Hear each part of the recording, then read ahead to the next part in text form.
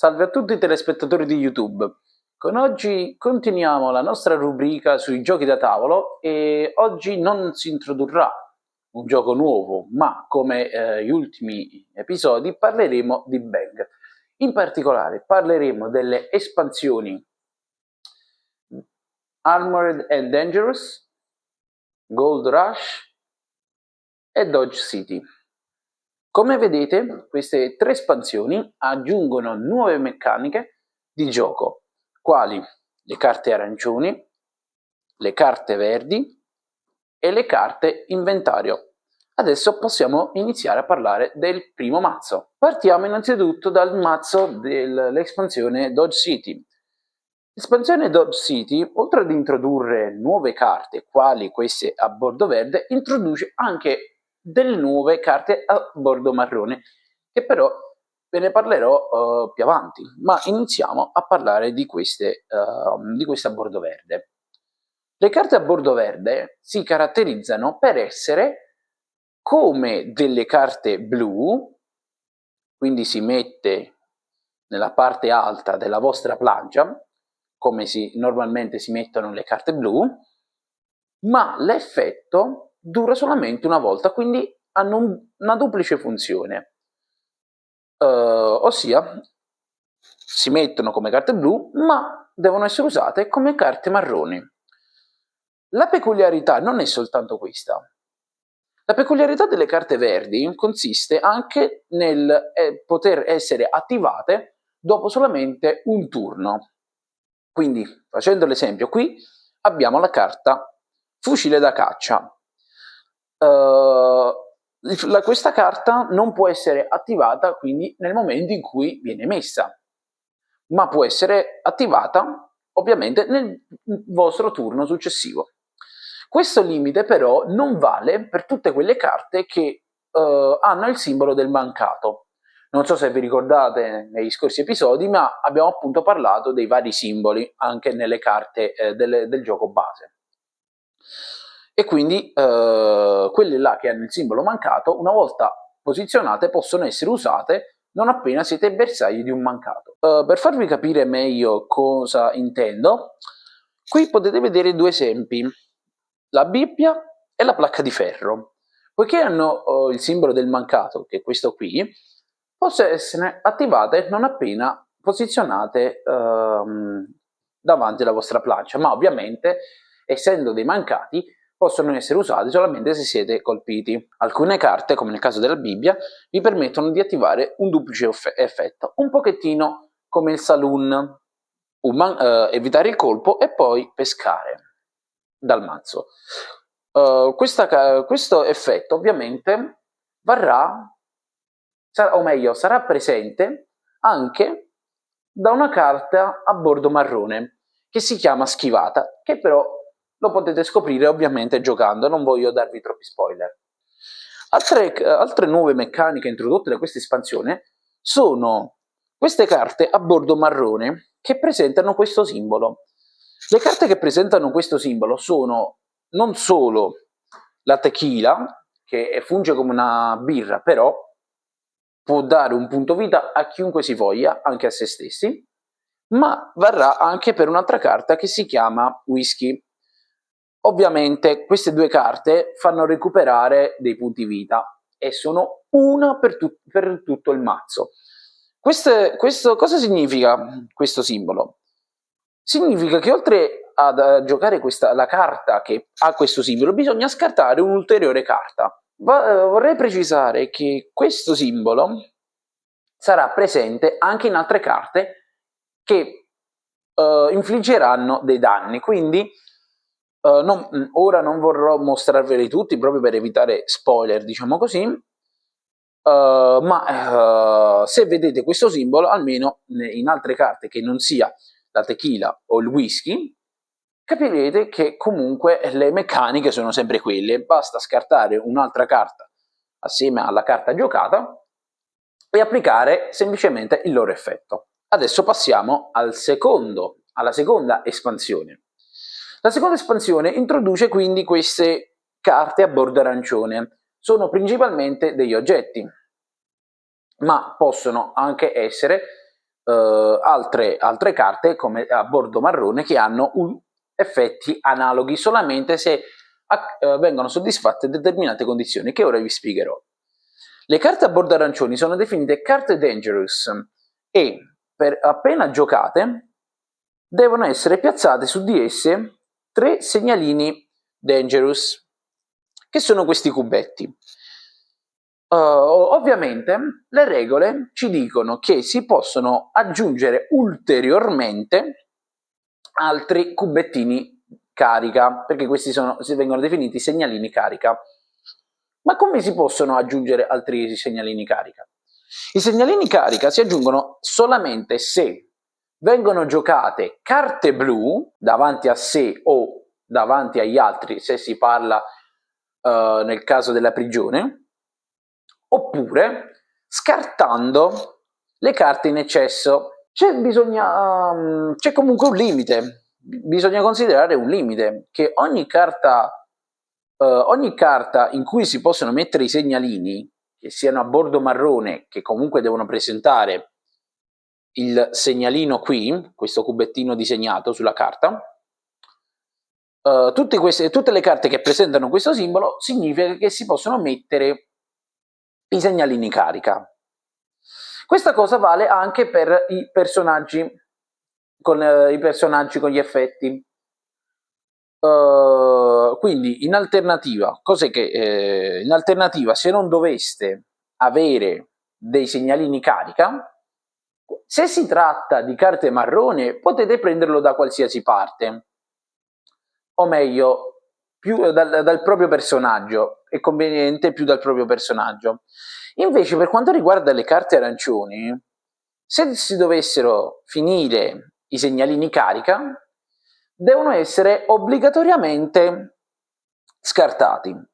Come potete vedere, inoltre, le carte a bordo arancione si caratterizzano per l'uso dei propri effetti solamente se scartati i segnalini carica. Facciamo un esempio. Nel caso della Thundered bisogna scattare un segnalino carica per poter riprendere la carta bang appena giocata. Se dovessimo trovarci in un caso del genere, quindi ritornando alla spiegazione su come e quando si usano i segnalini carica, se volessimo utilizzare l'effetto di questa carta, ma abbiamo solamente un segnalino carica che ci giochiamo, questa carta va ovviamente scartata. Dunque, l'ultima espansione è l'espansione Gold Rush, che presenterà una nuova meccanica che è il mazzo negozio, come lo chiamo io, o meglio per il gioco lo chiama il mazzo equipaggiamenti.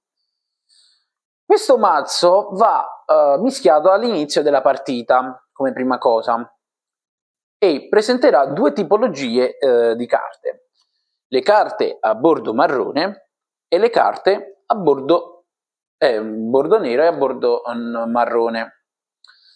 Come potete vedere, in basso a destra ci sta un numero. Quel numero indicherà il prezzo della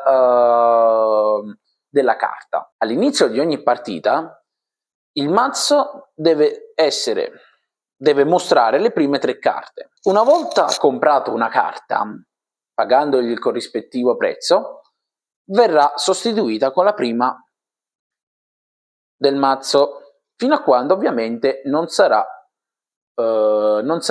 finito il mazzetto. Ma quali sono gli effetti di queste carte?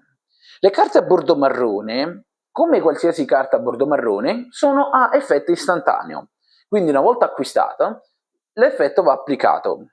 Le carte a bordo nero, invece, sono carte che fungono come le carte blu, ossia una volta acquistate vanno messe davanti alla propria plancia e possono essere rubate o fatte scartare tramite le carte Cat Value o Panico. Facciamo degli esempi. Qui abbiamo la carta talismano. La carta talismano permette di prendere una pepita per ogni punto vita perso. Qua invece abbiamo la bottiglia. La bottiglia permette di essere giocata come panico, birra o bang. Ho appena accennato che con la carta talismano le pepite. Ma che cosa sono le pepite?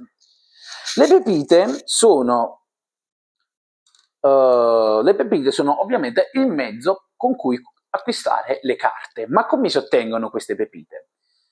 Le pepite, a differenza dei segnalini carica, possono essere illimitati, o meglio, fin quando volete. O meglio, per essere ancora più precisi, fin quando non saranno finite nella riserva a disposizione di tutti. E come si ottengono? Le pepite si possono ottenere quando si ferisce un giocatore o quando si vuol giocare una carta birra, esclusivamente una carta birra, senza però prendere il punto vita. Quindi in questo caso in